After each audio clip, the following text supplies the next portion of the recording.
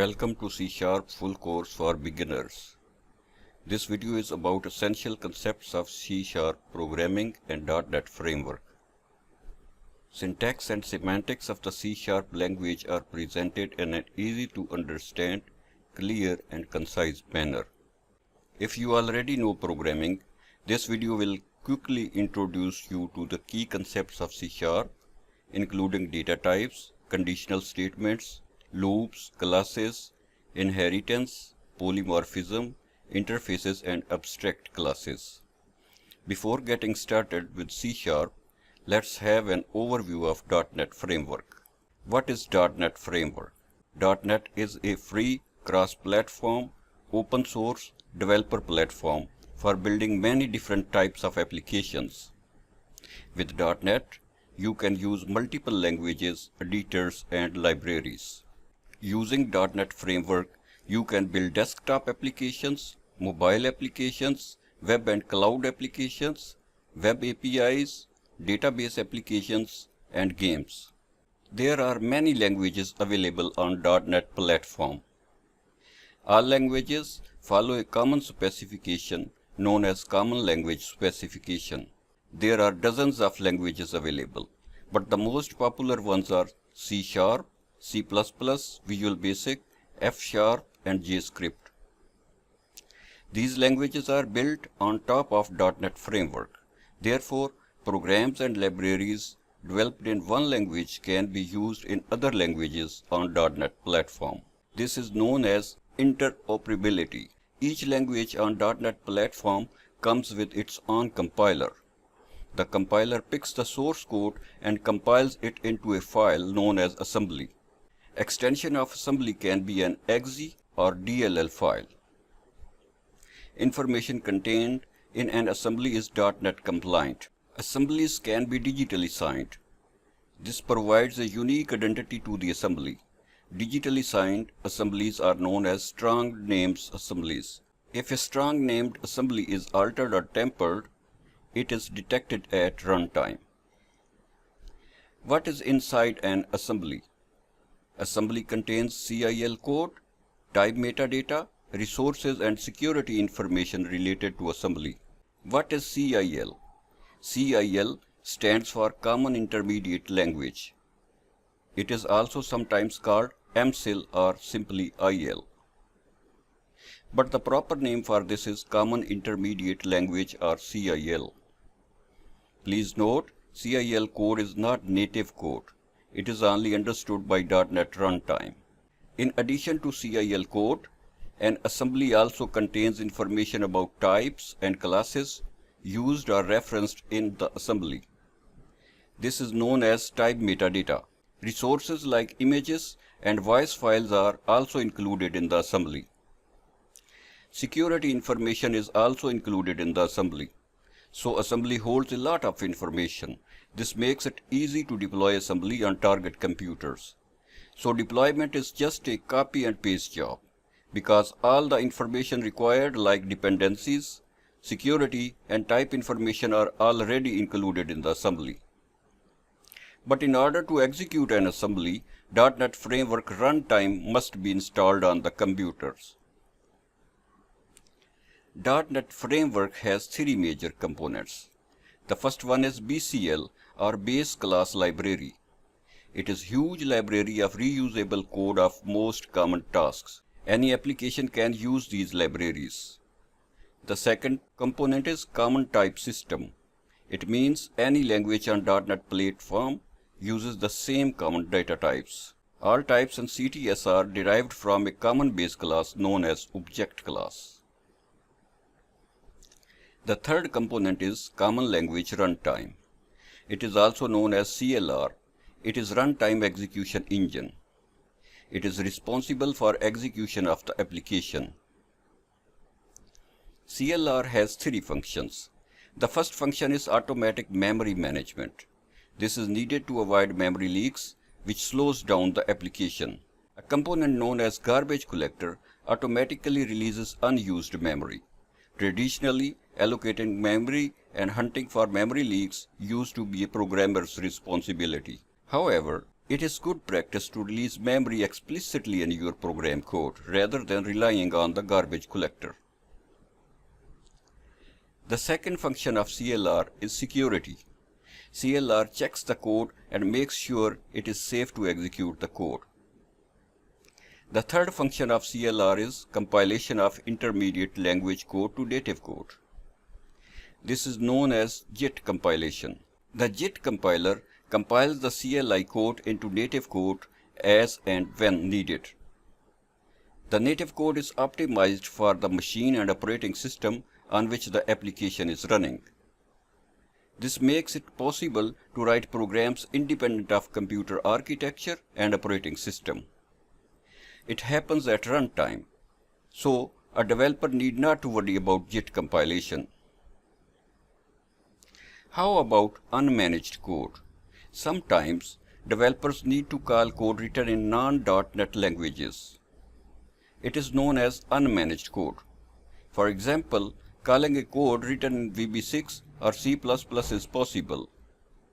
Calls to operating system APIs are also unmanaged. This code is called unmanaged because it cannot take advantage of CLR features, so memory management and security for unmanaged code is responsibility of the developer, whereas .NET code is managed by CLR. There are three major implementations of .NET Framework. Originally, .NET Framework was developed by Microsoft, and it runs on Microsoft Windows platform. It is a proprietary product. The second implementation is Mono project. Mono is open source and cross-platform. It runs on many operating systems like Linux, Mac, OS, Android, and Microsoft Windows. .NET Core is another open source implementation of .NET Framework by Microsoft. It is influenced by Mono project. It is open source and cross-platform. It runs on many operating systems, including Windows. It is lightweight and efficient as compared to original .NET Framework.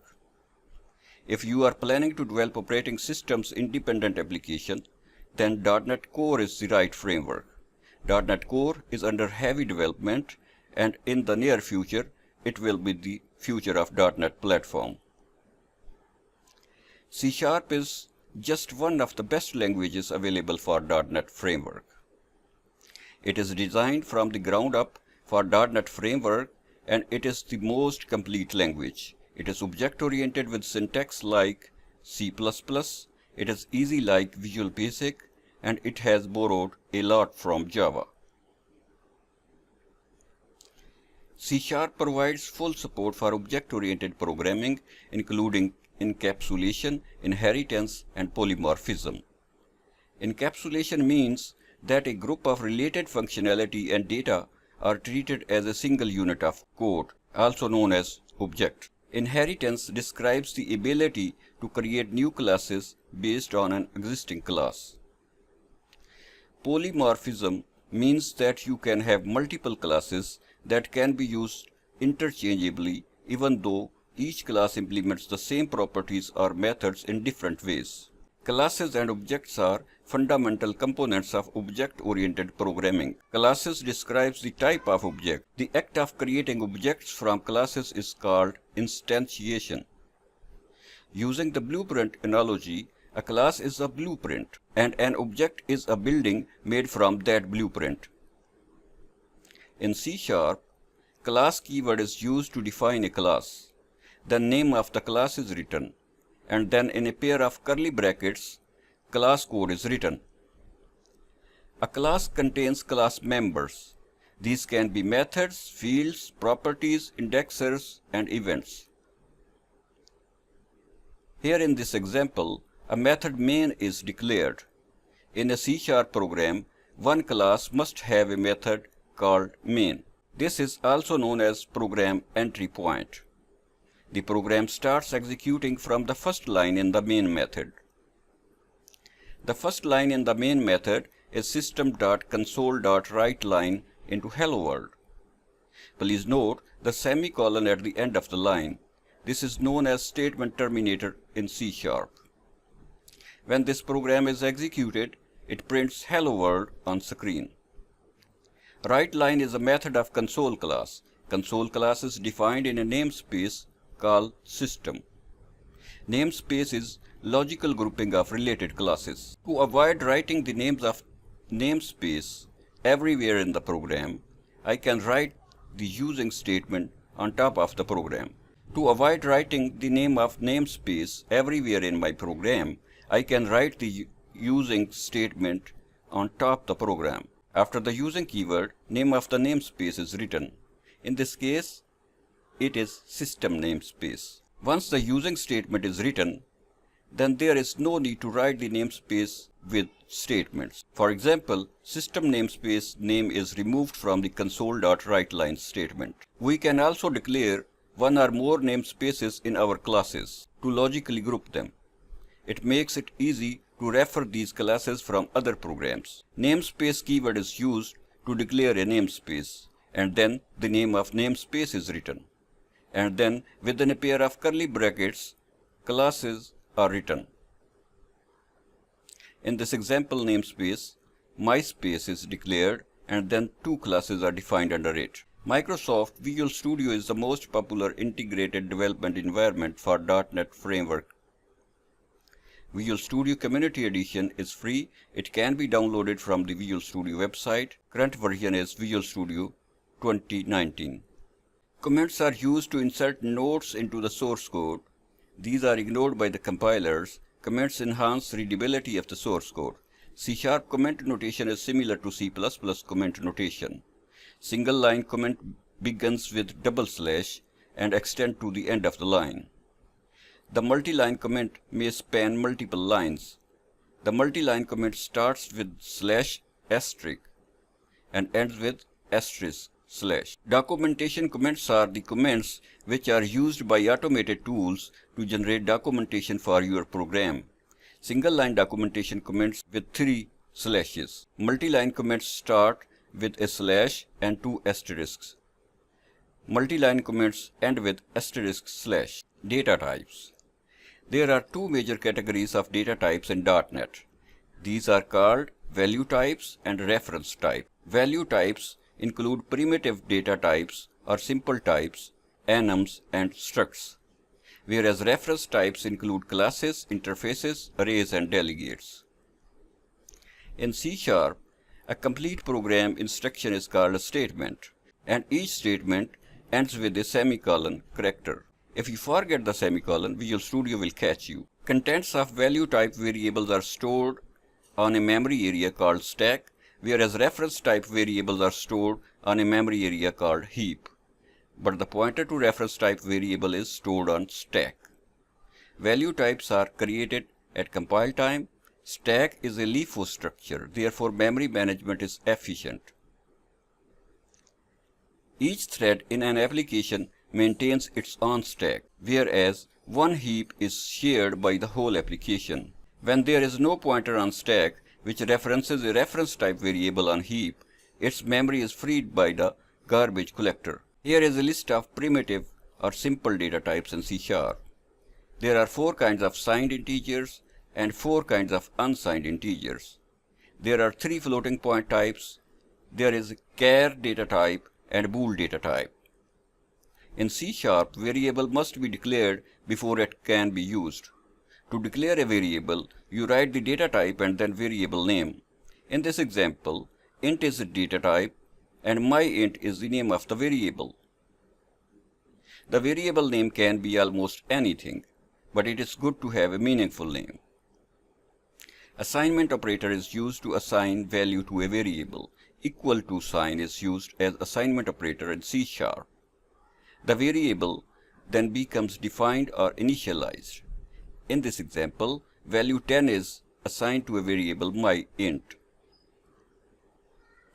The declaration and initialization can be combined into a single statement. For example, int myInt is equal to 33. So in this statement, I have declared the variable and at the same time assigned a value to it. We can declare and initialize multiple variables in the same line.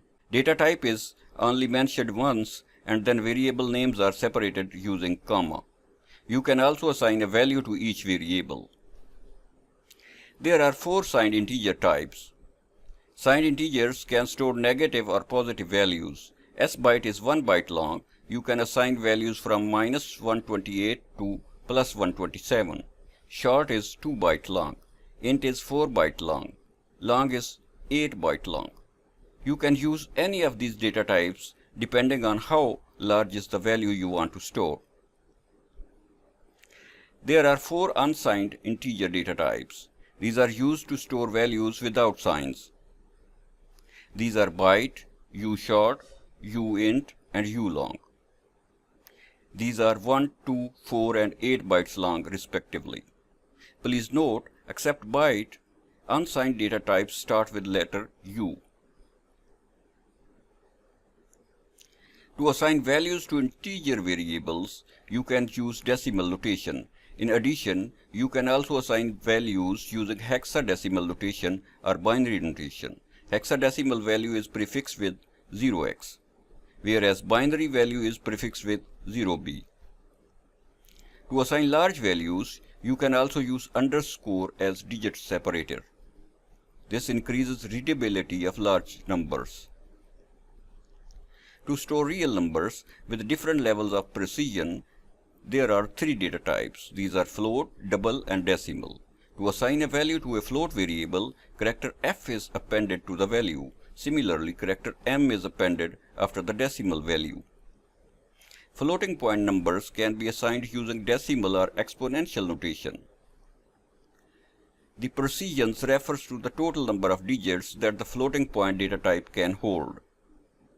When you attempt to assign more than the allowed digits to a floating point, the least significant ones gets rounded off. What is casting? Converting a value from one type to another type is known as typecast. In C#, we put the desired data type in parentheses before the variable or constant which is to be converted. In this example, value in m decimal variable is converted to float and is assigned to m float variable, which is a float type. The char data type can contain a single Unicode character enclosed in single quotes. The bool data type stores a Boolean value. It can be either true or false. The values are specified with true or false keywords. Scope of a variable refers to the code block within which it is possible to use it without qualification. Normally, it is the same code block in which it is declared. For example, if a variable is declared within a method, scope of that variable is the method. Once scope of the method ends, the local variable is destroyed. C# does not have global variables. Constants are like variables except that you cannot change its value while the program runs. There are 2 types of constants. The first type is literal constants. It is just a value and it does not have a name. The second type is symbolic constants. These has a data type, name, and value assigned to it. To declare a symbolic constant, you write a const keyword, then data type, then literal, and then assign value using assignment operator in the same instruction. Operators are special symbols used to operate on values. There are 5 groups or types of operators. These are arithmetic, assignment, comparison, logical, bitwise operators. There are 5 arithmetic operators. The 4 are basic operators like addition, subtraction, multiplication, and division. The 5th operator is known as modulus operator. It returns division remainder. % sign is used for modulus operator. When 2 integers are divided, the result is also an integer. For example, if you divide 3 over 2, the result is 1, which is incorrect. To get the correct result, one of the operands needs to be casted or converted into floating point number. We have already seen casting. So here in this example, I have casted the second operand to float and it produces the correct result. Alternatively, you can write f with one of the operands. C# will understand that the division is floating point and it will produce correct result. Most important assignment operator is equal to sign itself. It is used to assign a value to a variable. A common use of assignment and arithmetic operators is to operate on variable and then to assign the result back to the same variable. These operations can be shortened with the combined assignment operators. For example, instead of writing x is equal to x plus 15, we can simply write x plus is equal to 15. Another common operation is to increment or decrement a variable by 1. This is simplified with increment operator or decrement operator. Increment operator is plus plus, whereas decrement operator is minus minus. For example, instead of writing x is equal to x plus 1, I can write x plus plus. Instead of writing x is equal to x minus 1, I can write x minus minus. In this example, operators are written after the variable name. These are called post-increment or post-decrement operators. In this example, operators are written after the variable name. These are called post-increment or post-decrement operators. But you can write increment or decrement operator before the variable name. In this case, these are called pre-increment or pre-decrement operators. In this case, these are called pre-increment and pre-decrement operators. The effect on the variable remains the same on the variable. The difference is that the post operator returns the original value before it changes the variable, while the pre operator changes the variable first and then returns the value. Let's see this with an example. Here, on the first line, two integer variables a and b are declared and a value 10 is assigned to a variable a. On the next line, variable b is assigned a++.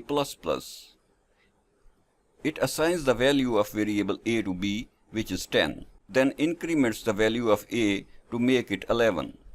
So at the end, value of b is 10, whereas value of a is 11. Now, let us see post increment. On line 1, two integers a and b are declared, and a is assigned a value of 10. On the second line, value of a is incremented to 11 and then assigned to b. Now, values in both the variables are same. The comparison operators compare two values and return true or false. These are mainly used to specify conditions, which are expressions that evaluate to true or false. The comparison operators are equal to, not equal to, greater than, less than, greater than or equal to, less than or equal to. The logical operators perform logical operations with the bool operands. These are often used together with comparison operators. Logical negation operator is a unary operator. It operates on one operand. All other logical operators operate on two operands. Exclamation mark is used as a negation operator. It returns logical negation of its operand. It produces true if the operand evaluates to false, and false if the operand evaluates to true. Logical exclusive OR operator is also known as logical XOR operator. Caret sign is used for this. It returns true if one of its operands is true and other operand is false. It returns false if both of its operands evaluates to same value. Logical AND operator. Ampersand sign is used for logical AND operator. It evaluates to true if both of the operands are true, otherwise it returns false. Logical OR operator. Pipe sign or vertical bar is used for logical OR operator. It evaluates to true if any of its operands are true. There are two conditional logical operators. The first one is conditional logical AND operator, which is denoted by double ampersand sign. The second is conditional logical OR operator, which is denoted by double pipe sign. Both of these operators work similar to logical AND operator and logical OR operator. The only difference is that the right side of the operator will not be evaluated if the result is already determined by the left operand. Second operand is evaluated only if it is required. This saves a lot of processing. Bitwise operators are used to manipulate individual bits of integral data types. These are rarely used These operators are bitwise complement, left shift and right shift, logical AND, logical OR, logical exclusive OR. Here are some examples of bitwise operators. More explanation is beyond the scope of this video. Bitwise operators are operators which operate on individual bits of integral operands. The supported data types are int, uint, long, and ulong. But these operations can be performed on other integral types by converting them to int data type. The data types in this category are sbyte, byte, short, ushort, and char. When operands are of different integral types, their values are converted to the closest integral type. In C#, expressions are normally evaluated from left to right. However, when an expression contains multiple operators, the precedence of those operators decides the order in which they are evaluated. The order of precedence can be seen in the table, where the operator with the greater precedent will be evaluated first. For example, logical AND binds weaker than relational operators, which in turn bind weak than arithmetic operators. To make things clearer, parentheses can be used to specify which part of the expression will be evaluated first. Parentheses have the greatest precedence of all operators. The string is reference type data type. It is used to store string constants. They are delimited by double quotes. Plus sign is used as concatenation operator. It combines strings together. It also has an accompanying assignment operator, plus is equal to, which appends a string to another string and creates a new string. When one of the operands is not of a string type, the concatenation operator will implicitly convert the non-string type into string. In this example, int is implicitly converted to string and then concatenated with string. In .NET, all data types can be converted to string. All data types provide a toString method, which is used to explicitly convert the value to string. String interpolation is another way to concatenate strings. Using this feature, expressions to be evaluated are placed inside curly brackets within the main string, and a $sign is placed just before the string. Escape sequences are special characters. These are placed within the string. They have special meaning or function. A backslash character is used before the special character. Here are the escape sequences. /n is used for new line. /t is used for tab. /b is backspace. /r is carriage return. /0 is null character. /f is form feed. /a is beep or alert sound. Similarly, there is single quote, double quote, and backslash. /u is used to write Unicode character. Here in this example, string s is initialized with hello world. Please note the /n character just before the word. It will print hello on one line and word on second line. Here is another example. Here c:/abc.exe is assigned to a string variable s. But when this is printed on screen, it prints c:/bc.exe. It is because /a is an escape sequence for alert sound. So how would you assign a file path to a string? There are two solutions. The first solution is to place backslash twice instead of once. C# will print the backslash once in the output. The second solution is to put an @ before the string. Escape characters will be ignored in the string. This is called verbatim string. It is used to make file paths more readable. String comparison in C# is done by using the equality operator. This will compare the value. It will not compare the memory address as it happens in other languages like Java. The string type is an alias for the string class and it is immutable. It means contents of a string cannot be changed. As such, it provides a multitude of methods related to strings. For example, methods like replace, insert, and remove. These methods appear to modify a string, but actually always return a completely new string. That is why string manipulation is very slow in C#. There is a string builder class which is mutable. It means its contents can be changed, so it is better alternative to string class. It is used when string is modified many times. String builder class has several methods to manipulate its contents. Methods like append, remove, and insert are shown in this example. String builder class has a toString method. It is used to convert string builder object to string. An array is a data structure used for storing a collection of values that all have same data type. To declare an array, a set of square brackets is appended to the data type that the array will contain, followed by the array's name.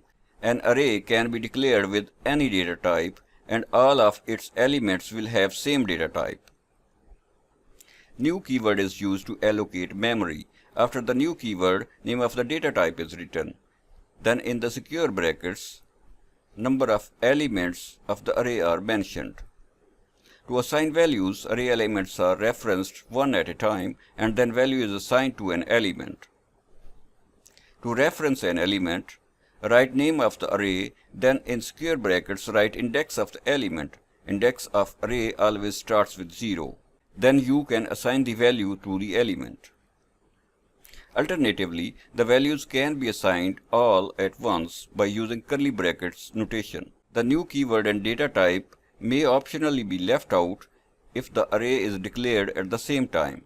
Once the array elements are initialized, they can be accessed by referencing the elements' indexes inside the square brackets. There are two types of multi-dimensional arrays in C#. These are rectangular and jagged arrays. A rectangular array has the same length of all subarrays. Dimensions are separated by a comma. As with the single-dimensional arrays, rectangular array elements can either be filled in one at a time or all at once during allocation. Jagged arrays are arrays of arrays, and these can have irregular dimensions. The dimensions are allocated one at a time, and the subarrays can therefore be allocated to different sizes. Please note, rectangular array was declared using comma within the square bracket for dimension, whereas jagged array uses square brackets for dimension. It is possible to assign the value during the allocation. These are all examples of two-dimensional arrays. If you need more than 2 dimensions, more commas can be added for the rectangular array, or more square brackets for the jagged array. Conditional statements are used to execute different code blocks based on different conditions. If statement, switch statement, ternary operator, and goto statements are available for executing code conditionally. The first conditional statement is if statement. It allows to specify a Boolean condition or expression inside the parentheses. Then on the next line, you can write a statement which is executed only when if condition evaluates to true. Please see the example. If into x is equal to 3, console.write value of x is 3. The line after the if statement executes only when the value of variable is 3. Most often, you would like to execute a statement when the given condition is not true. In this case, you can include the else part of the statement. The else part is optional. If you want to include more than one statement in if part or else part, you can enclose it in the curly brackets. You can also nest if statements within the main if statement. More if statements can be written in the if part of the main statement or else part of the main statement. Here is an example of nested if statement. Please note, the second if statement is written in the else part of the main if statement. The switch statement is another conditional construct in C#. It checks for equality between either an integer variable or a string variable against a series of case labels. When a matching case is found, it starts executing the statements from there. The statement can contain any number of case clauses and may end with a default label for handling all other cases. Let us examine the syntax of switch statement. After the switch keyword, name of the variable a is specified in braces. Then there are many case labels. Against each case label, some code is written. Only one case is executed depending on the value of variable a. The code in default label is only executed when there is no matching case available for the value in variable a. Another important thing worth mentioning is the break statement. Each case in switch statement is ended with break statement. It is used to stop the code execution of code in switch statement. Unlike some other languages, C# would not compile the code without writing a break statement. Another thing to be noted is that the statements in each case are not enclosed in curly brackets. The goto statement can be used to jump code execution from one case to another case. Here in this example, go to case 0 is written in the default case. Execution simply jumps to case 0 from default case. The goto statement can also be used to jump to a label in the same method. However, using goto statement in this manner is discouraged, since it makes difficult to follow the flow of execution. Sometimes we need to assign value to a variable based on a condition. For example, here in this example, a condition is written using if statement. If the condition evaluates to true, then a value is assigned to the variable y. But if the condition evaluates to false, then another value is assigned to the variable y. This kind of assignment is known as conditional assignment. This can be done using ternary operator. Ternary operator is shorthand to assign value based on a condition. The operator takes three expressions. The first expression is condition. If the condition evaluates to true, then second expression is returned, which is written after the question mark. If condition evaluates to false, then third expression is returned. Third expression is written after the colon mark.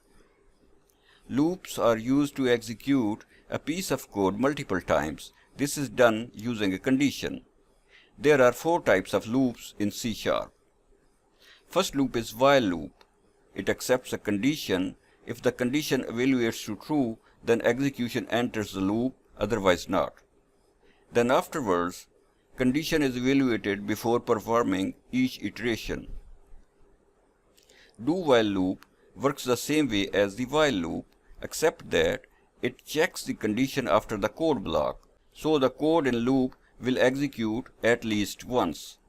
Next iteration is performed if the condition is true. The for loop is used to execute a block of code for a specified number of times. It uses 3 parameters. The first parameter is used to initialize a counter variable. It executes only once. The second parameter is condition. It is checked before each iteration. The third parameter increments the counter variable. It is executed at the end of each iteration. The for loop has several possible variations. For example, the first and third parameters can be split into several statements using comma as statement separator. All 3 parameters of the for loop are not necessary. You can omit any of these parameters. In this example, the third parameter is omitted. The for each loop provides an easy way to iterate through arrays or collections. At each iteration, the next element in the array is assigned to the specified variable known as iterator, and the loop continues to execute until it has gone through the entire array. Note that the iterator variable is read-only. Therefore, it cannot be used to change elements in the array. In this example, n is iterator. It means you cannot change the value of n. If you try to assign a new value to it, it gives error. Break and continue are 2 special keywords. These are used inside the loop statements. The break keyword stops execution and exits the loop. The continue keyword stops the current iteration and starts the next iteration. Methods in C# are reusable blocks of code within a class. They are executed when another method calls them or invokes them. All methods in C# must belong to a class, and they are the only place where statements may be executed. C# does not have global functions. In order to define a method, you need to mention three things. The first thing is return type of the method. Most often, methods return a value. If a method does not return any value, you can write void keyword instead of data type name. The second thing is method name. The naming convention is the same as for classes, a descriptive name with first character of each word capitalized. The third thing is the method parameters. The parameters are variables. These are declared and separated by commas. Here is an example of the method printHello. Void is written just before the method name. It means it does not return any value. Then method name printHello is written followed by braces. There are no parameters declared in braces. It means this method does not accept any parameter. Then, in a pair of curly braces, method body is written. PrintHello method is called from the main method. To invoke it, an instance of the Hello app is created by using the new keyword. The dot operator is then used after the obj to access its members, which includes PrintHello method. Here is the modified version of the same method. Here, PrintHello method accepts a string s as parameter. Data type of the parameter is string. Now see the method call in the main method. Hello world string is passed as parameter within the parentheses. Data type of the value being passed must be same as declared in the function definition. Number of arguments should also be the same. To accept a variable number of arguments of a specific type, an array with the params modifier can be added as the last parameter in the parameter list. Any extra parameters of the specified type that are passed to the method will automatically be stored in that array. In C#, it is possible to declare multiple methods with the same name and same return type in the same class. But the parameters must vary in type or number. This is known as method overloading. Here in this example, two methods with the same name myPrint are defined. The first method accepts string s parameter, whereas the second method accepts int I parameter. When myPrint method is called and a string hello friends is passed to it, the call goes to the myPrint method which accepts a string. But when an integer value is passed to myPrint, the call goes to second method which accepts an integer as parameter. You can make parameters optional by assigning them a default value when they are declared. Here in this example, calcsum method is declared with three int parameters. Parameter b and c are assigned default values of 0. In the main method, calcsum is passed only 2 arguments instead of 3. In this case, the default value of 0 is taken. In C#, we can pass parameters to methods by name. This feature complements optional parameters. This enables arguments to be passed out of order, instead of relying on their position in the parameter list. Therefore, any optional parameter can be specified without having to specify the value of every optional parameter before it. If you do not remember the order of the parameters, but know their names, you can send the arguments in any order. A method can return a value. In this case, instead of writing void in the method declaration, write the name of data type which the method returns. Then in the method body, return statement is used to return the value. Return statement causes the method to exit and return the value to the place where the method was called. We have already covered there are two types of data types. These are value types and reference types. Variables of value types directly contain their data or value, whereas reference type variables hold references or pointers to their data.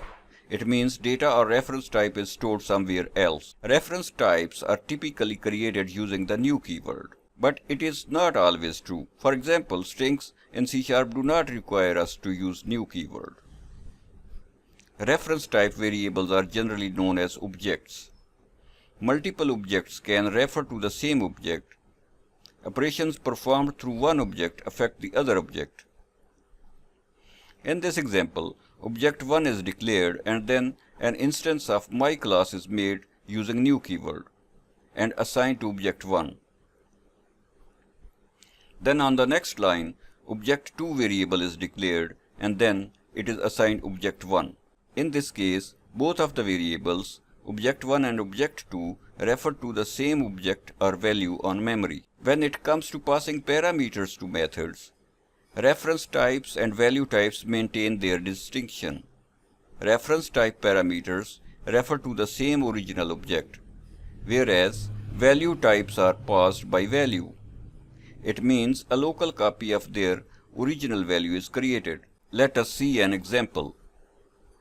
In the main method, a variable x is declared as integer and it is assigned a value of 30.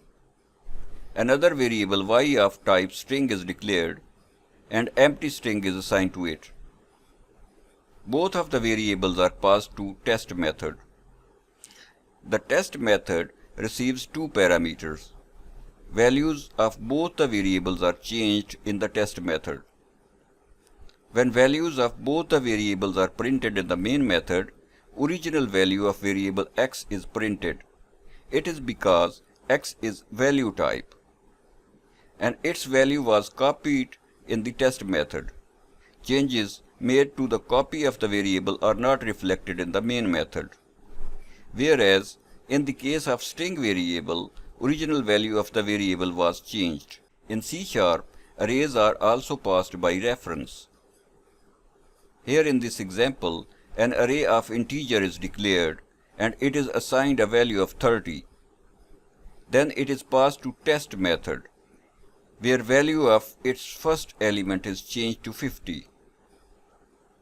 When main method prints the value of first element of the array, it is printed as 50.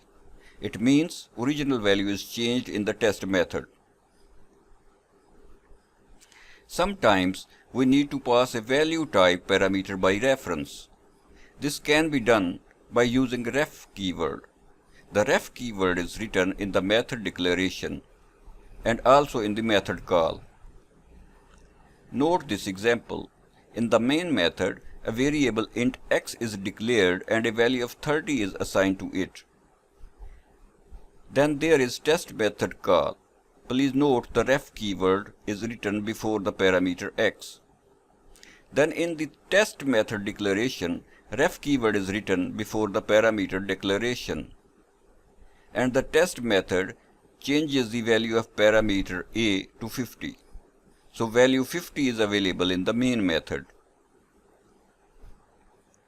In C#, a method can return a value type by ref. In this case, ref keyword is added both before the return type of the method and return value. In this case, getX method will return a reference to class level variable x. But be sure that the returned variable must have a life beyond the method scope. In simple words, it cannot be a local variable to the method. Now just look at the main app class. In the main method, an object obj of test class is created. Then a reference type integer x alias is created. Then using ref keyword, getX method of obj is invoked. Remember that it returns reference to the variable x of test class. But on the next line, another variable int x copy is declared and obj.getX is invoked. This time, no ref keyword is used.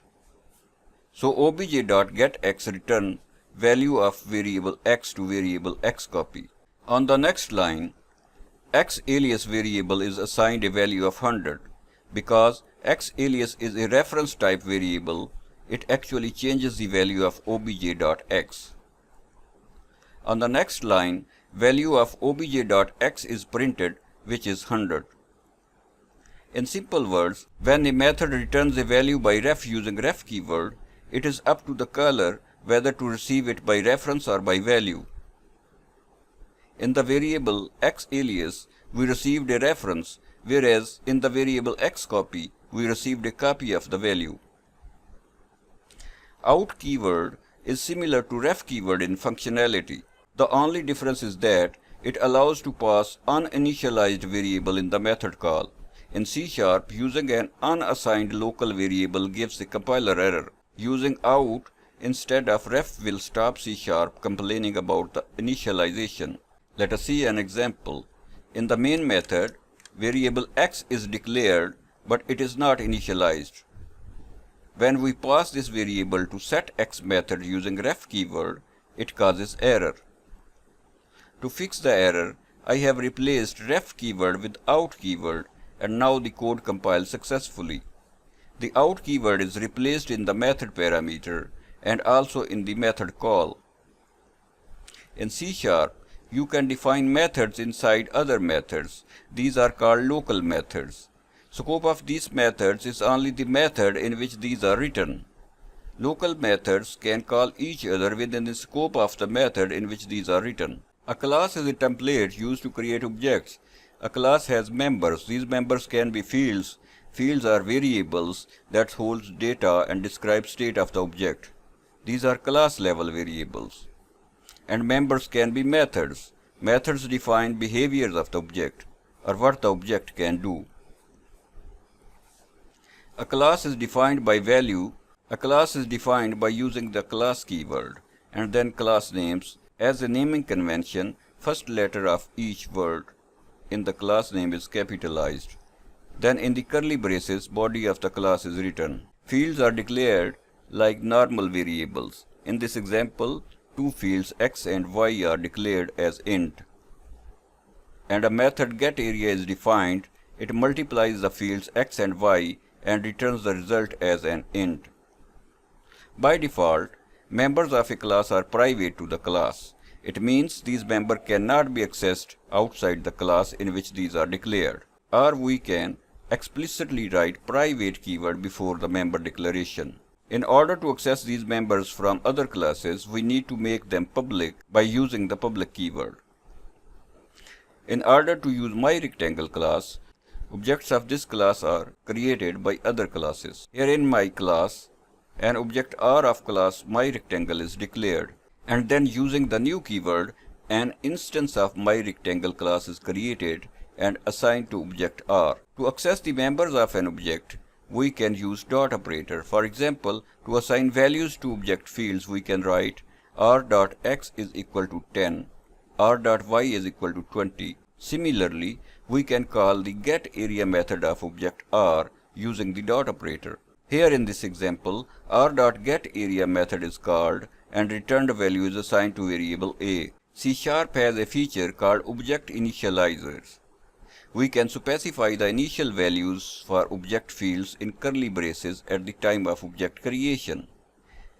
This is a shorthand for assigning values to object fields. What is a constructor? It is a special method which is automatically called when an instance of a class is created. It has always same name as the name of class. It has no return type or void keyword placed before method declaration. It implicitly returns a new instance of the class. Constructors can also have parameters like other methods. Let us see this example. A public method name myRectangle is defined in the myRectangle class. Please note it has no return type mentioned. It accepts two parameters, width and height, and then in the function body, these values are assigned to class fields x and y. While creating an object of class myRectangle, two values 10 and 20 are passed in parentheses. When no constructor is defined in a class, C# compiler automatically adds a default parameterless constructor. The default constructor also initializes the field values to their default value. This keyword is used to reference current instance of the class. This can be used inside the constructors or other methods. Here in this example, the constructor myRectangle accepts two parameters x and y, and the values these parameters are assigned to the fields x and y of the class. Without using this keyword, it would not have been possible. A constructor can be overloaded just like other methods.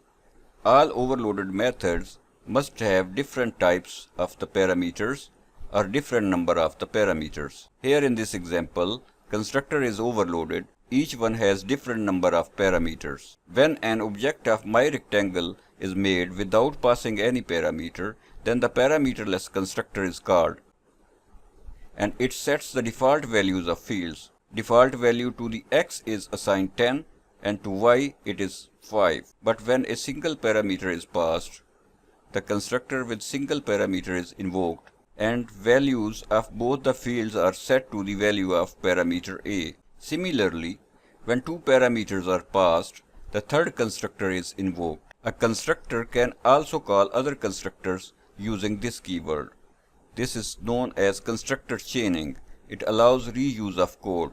Note that this keyword, it appears as a method call before the constructor body and after a colon. A class can have a destructor. It is a special method which is executed when an object is destroyed. It has the same name as the name of class preceded by a tilde. Only one destructor is allowed per class. Destructors has no parameters. If the class object is using unmanaged resources, then destructor must be used to release memory used by unmanaged resources. If your class is not using any unmanaged resources, then you need not to have a destructor in your class. C# garbage collector automatically releases memory consumed by managed code. Here is an example of destructor. Component classes in C# are unmanaged. To dispose of an object, a destructor is used. Note the tilde sign before the destructor. In C#, when value of an object variable is set to null, it does not refer to any object in memory. A null can only be assigned to variables of reference types. Value type variables cannot be set to null. When you try to access member of an object which is null, it causes an error or null reference exception. For example, string s is set to null. When I try to access s.length, it raises null reference exception. In order to avoid the null reference exception, a check for null value is carried out. This check can be done using an if statement. Same check can be made using the ternary operator to assign a value. This is short method as compared to using if statement. As we know that variables of value types such as primitive types cannot be set to null. Value types has preset range of values. C# has null label types. It means in addition to permitted values, a value type can also be set to null. This is achieved by appending a question mark after the data type name. Most often, we need to assign values from null label types to non-null label types, but there is a problem. You cannot cast a variable to null label type explicitly or implicitly. This is because variables of value types such as primitive types cannot be set to null. Value types has a preset range of values.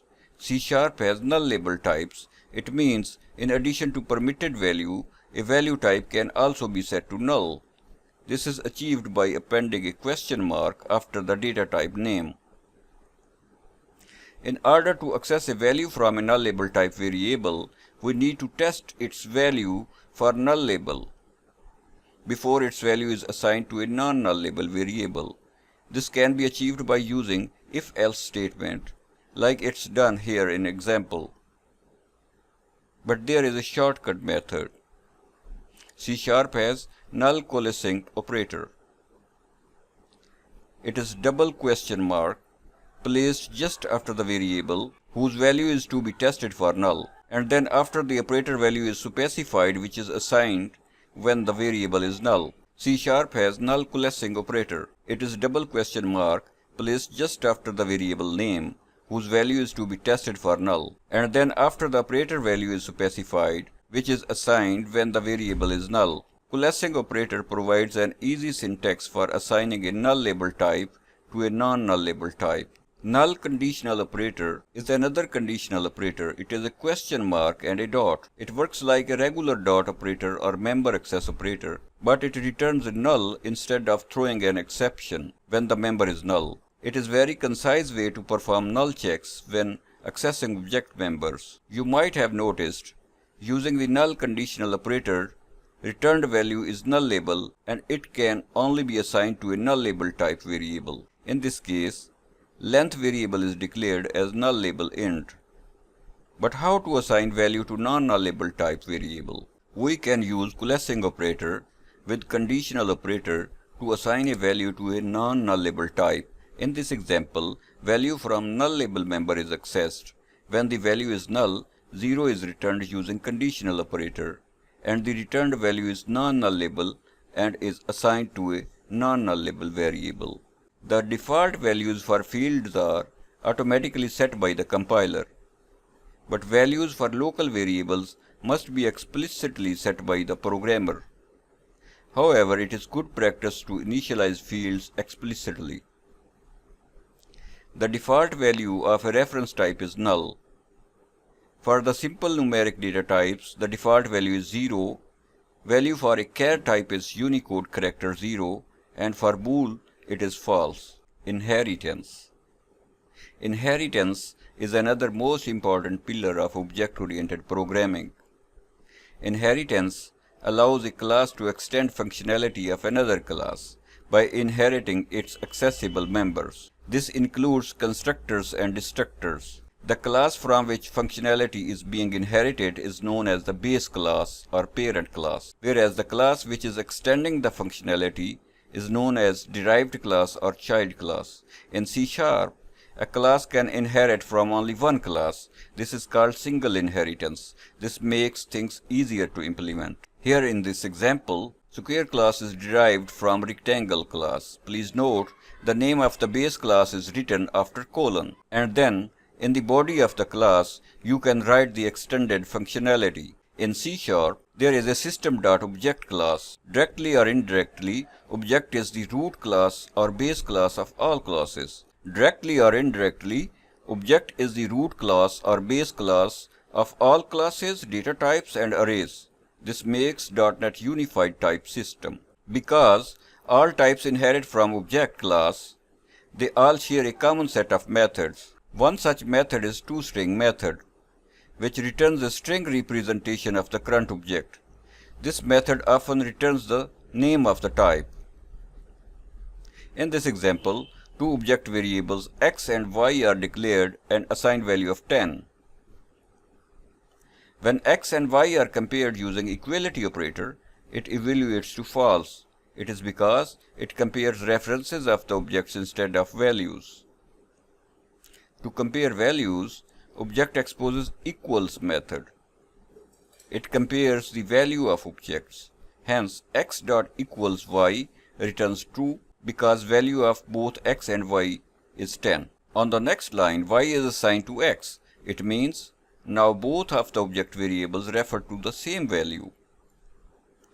Now, when both x and y are compared using equality operator, it returns true. In summary, when you need to compare values of two objects, use equals method of the object. When a class is written without any base class, it directly inherits from object class. We have mentioned no base class in rectangle class, but compiler makes it inherit from object class implicitly. Square class is child of rectangle class, and it is also indirectly child of object class. Therefore, it is possible to use an instance of square class where an instance of rectangle or object class is expected. This is called upcasting, and it is implicit. In this example, an instance of square class is assigned to a variable of rectangle class. It is allowed because it has everything which is expected from a rectangle class. The object R is now viewed as rectangle, though it refers to an object of square class. Only functionality related to rectangle class will be accessible. When the object R is explicitly downcasted to an object S1 of square class, everything specific to the square class will still be preserved. This is because the rectangle only contained the square. It did not change the square object anyway. In this example, object R is downcasted to S1, and all the functionality related to square is available through S1. The downcast has to be explicit because downcasting from a base class to a derived class is not allowed. Here in this example, an instance R2 of rectangle class is downcasted to square. It is not allowed and it generates an error. There are two very useful operators to avoid casting exceptions. These are is operator and as operator. The is operator is used to check whether a cast is possible or not. The is operator returns true if the left side object can be casted to the right side type without causing an exception. In this example, a variable q of type rectangle is created and it is assigned an object of square class. Then an if statement is used to check if q is square. If it returns true, then a new variable of square type is created and q is assigned to O. The as operator provides an alternative way of explicit cast. If the cast fails, it does not raise the error. Rather, it sets the reference to null. Two things need to be remembered. The first is that as operator makes no distinction between a null value and a wrong type. Secondly, it only works with reference type. In C#7, the as operator functionality is extended. Besides testing the type of a variable, now it can be used for assigning it to a new variable of that type. This provides a new method for safely casting variables between types. It largely replaces the use of as operator with more convenient syntax. Let us see this example. In the if statement, name of variable mysquare is added after the q is square. The as operator checks whether the q is square, and if it is true, it declares a variable mysquare of type square and then assigns q to mysquare. Another important thing is, mysquare object is accessible outside of the if block. This is contrary to the other looping and conditional statements. Normally, if a variable is declared inside an if statement, it is available only within the if statement. The extended is operator can work with reference types, value types, and constants. It is so rich in functionality. Let us see this with an example. Here are two classes defined. My class has a test method which accepts an object parameter as O. In the if statement, condition is checked. If O is 10, then 10 is printed on the screen. The next else checks if the O is int I. It means if O can be converted to an int, then create a variable of type int and assign value of O to it. Then the value of I is printed. The next else if checks whether O is null. If it is true, null is printed on the screen. My test class is used to test my class. An object x is created and then various values are passed to x.test method. An object x is created and then various values are passed to x.test method. In the previous example, we have seen pattern matching using is operator. But the same effect can be achieved by using switch statement. Have a closer look at the case int I. It checks whether object O is an int. If true, then it creates a variable I of type int and assigns O to it. Sometimes we need to cast a value type to an object type. This is known as boxing. The conversion is implicit. Once the value is converted into object, it is seen as a reference type. Unboxing is opposite of boxing. Converting an object to value type is called unboxing. It is explicit cast because the object can have an invalid or null value. An exception can occur. In a derived class, we can redefine inherited members from its base class. This can be done for all kinds of inherited members, for example fields, properties, methods, indexers, and events. To redefine a member, it must be defined with the same signature as in the base class. In addition, new keyword is added to the definition of new redefined member. New keyword tells the compiler that it is the intended redefinition. Methods are most commonly redefined in the inherited classes. To give a method a new implementation, the method is redefined in the child class with the same signature as it has in the base class. The signature includes the name, parameters, and return type of the method. Here in this example, getArea method is redefined in the secure class. Note, it has same return type, name, and parameter as in the base class. The code compiles successfully, but it gives a warning. It suggests adding new modifier keyword in the derived method declaration to make sure hiding of the base class member was intended. To satisfy it, new modifier is added, and now C# compiler is fine with it. Now see the test class, which is written to test our code. A variable r of type rectangle is declared, but it is assigned an object of square class. When r.getArea is called, it calls the getArea method in the rectangle class. It returns 200. Here r is casted down to an object s of square, and s.getArea is called. It executes the method in derived class and returns 20. In simple terms, hiding works downward only. The new implementation of the method is only available to the object of derived class. Overriding is another way to extend functionality of the members in derived classes. Overriding works on both directions, upward and downward.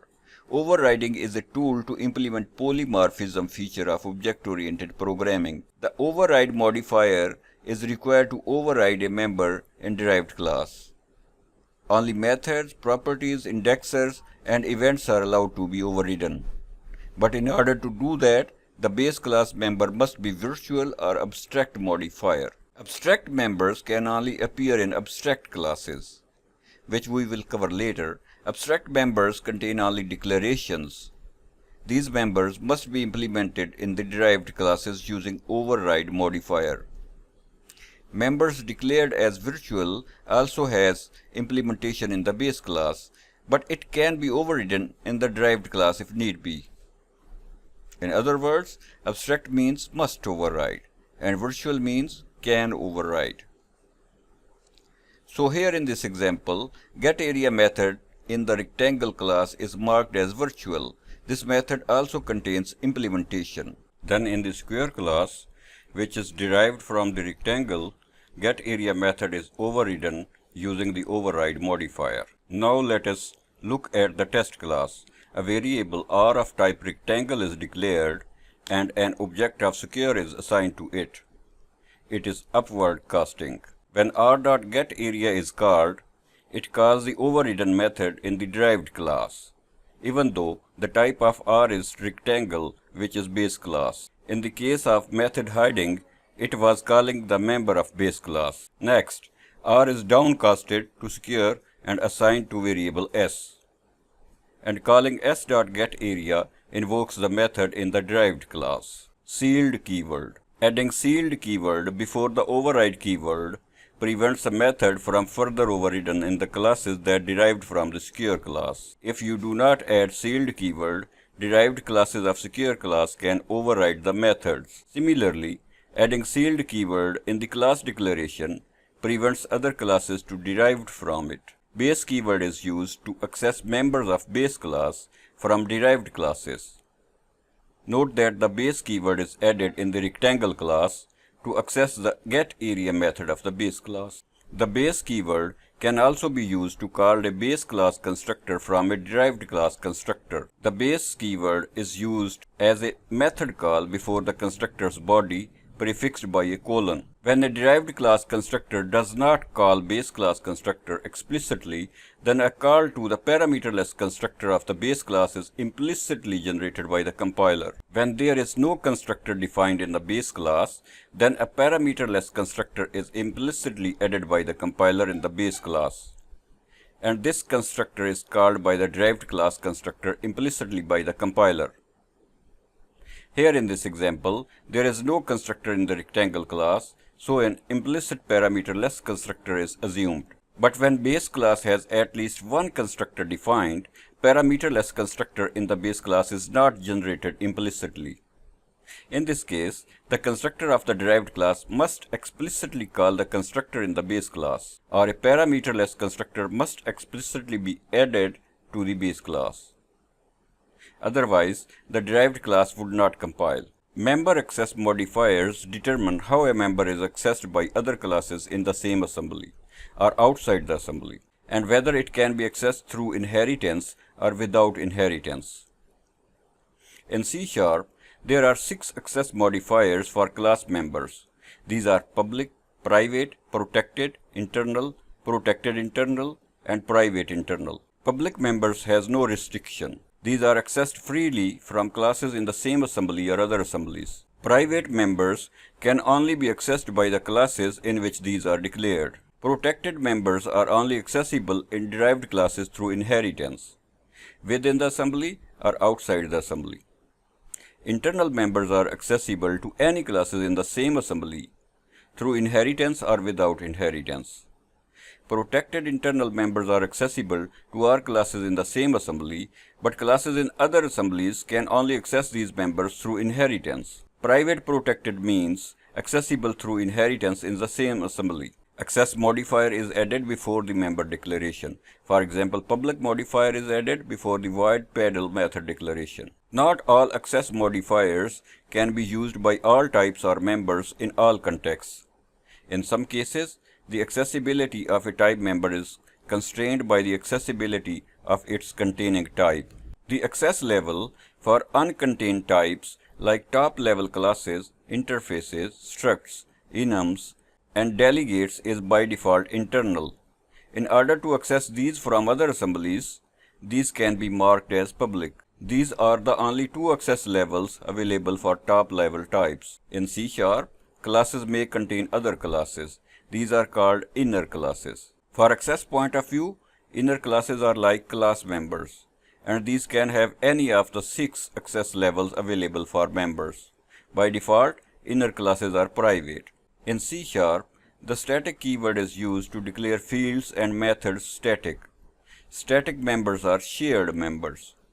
Static members can be accessed without creating an instance of the class. Static members only exist in one copy, which belongs to the class itself, whereas instance members or non-static members are created as new copies for each new object. This means that static methods cannot use instance members, since these methods are not part of an instance. On the other hand, instance methods can use both static and instance members. Here in this example, a static float field pi is declared and assigned a value, and here is a static float compute area method. It uses the pi to compute area and return the result. To access a static member from outside the class name is used followed by the dot operator. The operator is the same as the one used to access instance member. An object reference cannot be used to access a static member. Static methods should only be used when generalized functionality is needed, and it can be achieved without creating instances of the class. Static fields has the advantage that they persist throughout the life of the application. A static variable can therefore be used, for example, to record the number of times that a method has been called. The default value for a static field is set on its first use. A class can be marked as static when all its members are static. A static class cannot be instantiated.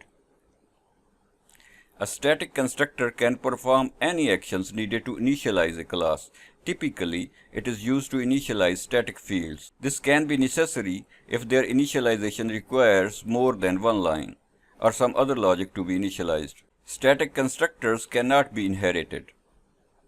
Static constructors run only once. They run when a static member is referenced or an object of that class is created. Properties. Properties provide ability to protect a field by reading and writing field value through special methods known as accessors. There are two methods called get and set. Properties are generally declared as public, so that these are accessed outside of the class, whereas fields are generally declared as private to make them inaccessible outside the class. Property is declared using the same data type as the field it is going to protect. Here in this example, a property is implemented. It protects the seconds field, which is marked as private, whereas property is marked as public. When a value is set, the code in the set method executes, and it sets the value to the seconds field.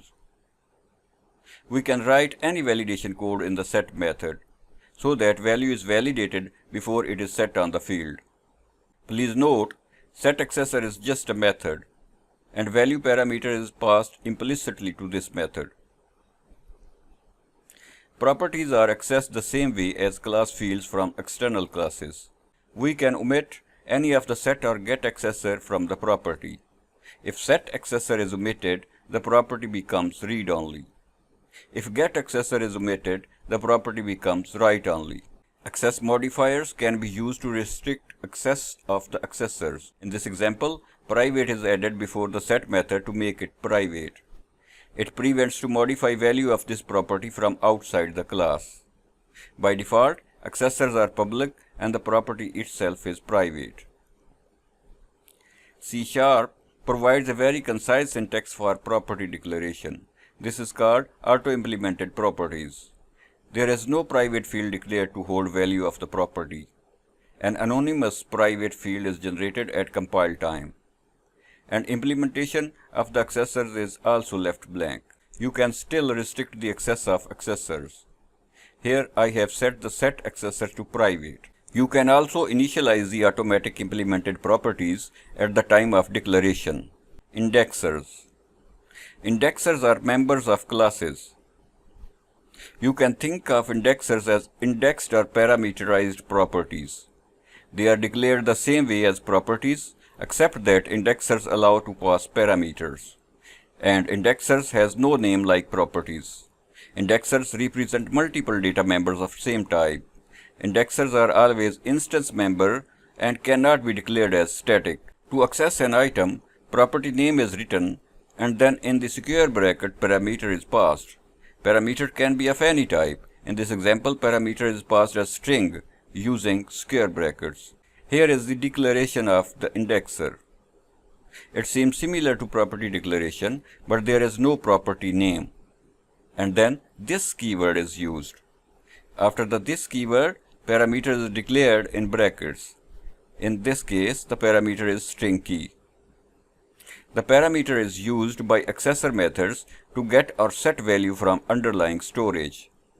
Underlying storage can be anything like array, collection or some kind of database. Here is another example. In myIndexer class, an indexer is declared. It accepts an int parameter I and accesses the data from an array. In main method of the program class, an instance of myIndexer is created, and then values are accessed using an index.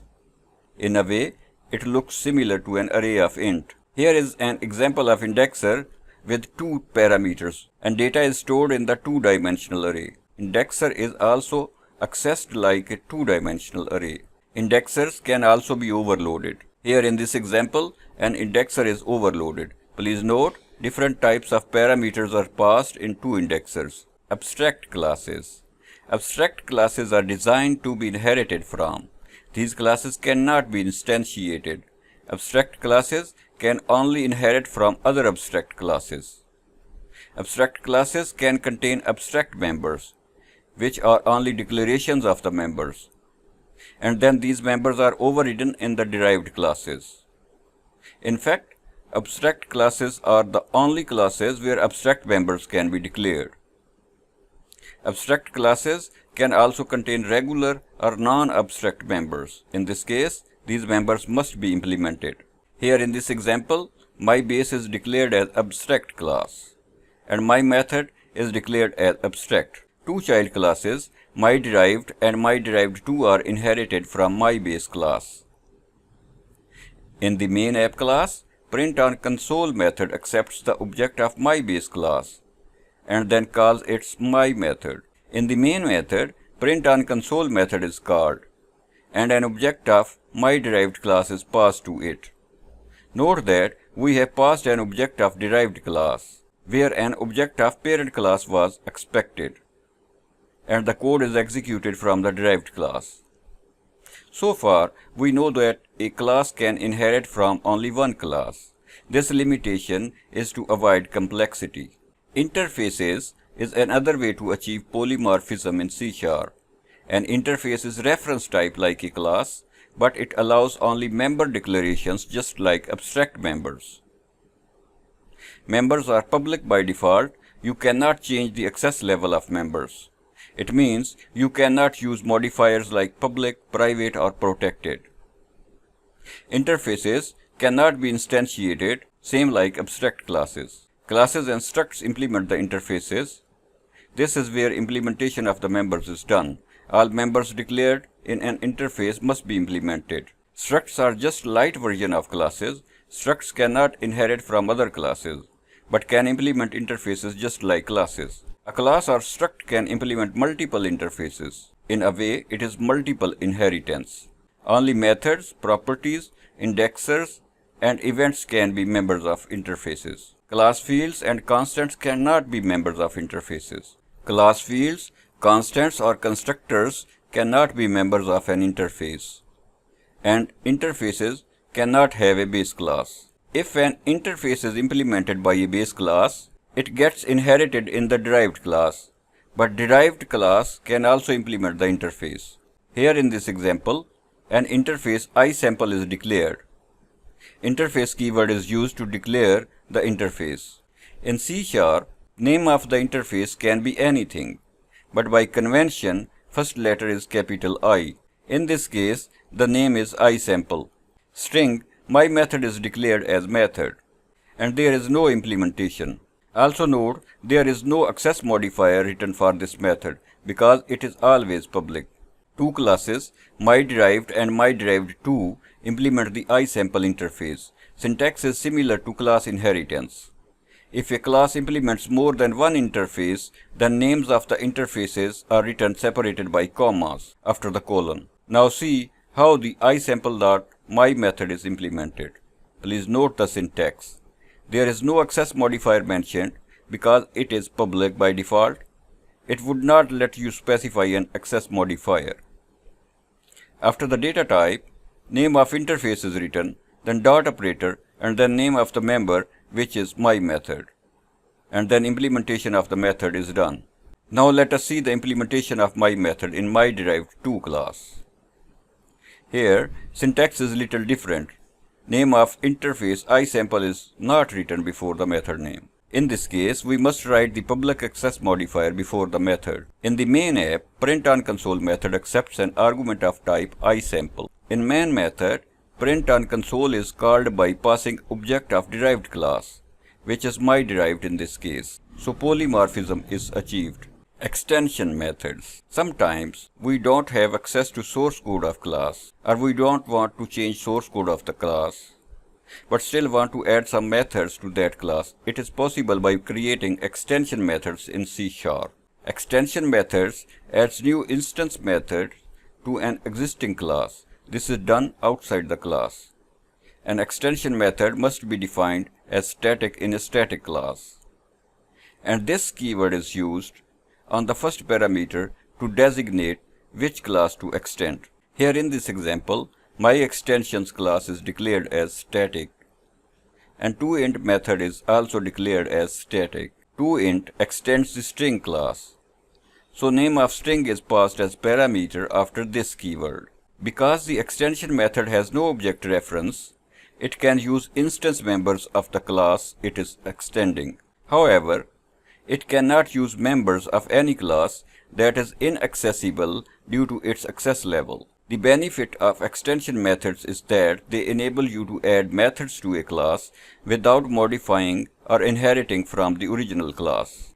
Let us end this C# video here. I am thinking to cover topics like delegates, events, lambda expressions, link, and other similar topics. Check my channel for upcoming videos on C#. Also let me know if you like the video in the comments section, so that I can make next videos more useful. And don't forget to subscribe the channel. Happy coding!